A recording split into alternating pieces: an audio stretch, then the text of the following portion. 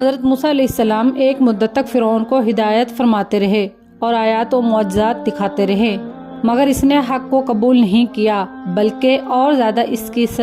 شرارت اور سرکشی بڑھتی رہی،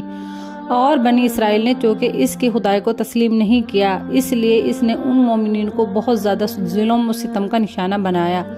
اس دوران میں ایک دم حضرت موسیٰ علیہ السلام پر وحی اتری کہ آپ اپنی قوم بنی اسرائیل کو اپنے ساتھ لے کر رات میں مصر سے ہجرت کر جائیں۔